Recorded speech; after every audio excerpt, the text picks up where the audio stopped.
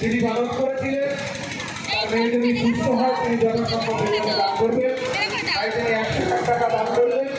তার মেয়ে সুস্থ হয়ে গিয়েছেন।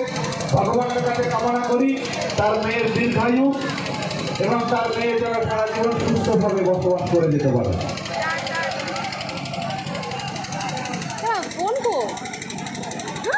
বাসের ব্যারিকেডের মধ্যে যে সমস্ত দর্শনার্থীরা আছেন ডায়াসের সামনে সবাই বাসের বাইরে বেরিয়ে যাবেন। এখানে অনেক ইলেকট্রিক তার এবং অনেক তার আছে, যখন তখন একটা অ্যাক্সিডেন্ট হয়ে যেতে পারে। আপনারা সবাই বাসের ব্যারিকেডের বাইরে যাবেন।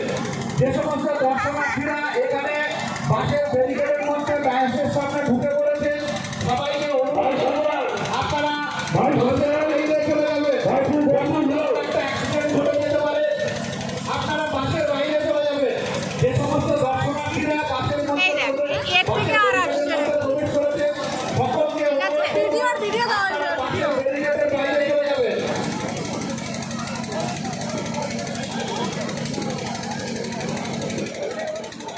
হ্যালো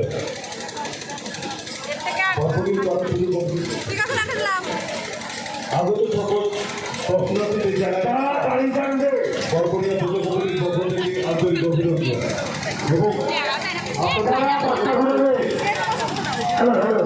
আপনারা করছেন অসুবিধা যারা বাচ্চা ঘুরে কুকুর করে দিয়ে দাও, আমরা তুমি বাচ্চা ঘুরে দেবো, অসুবিধা বাচ্চার কুকুর করে দিয়ে দাও। দত্তপুরিয়া থেকে এসছেন দীপিকা অধিকারী।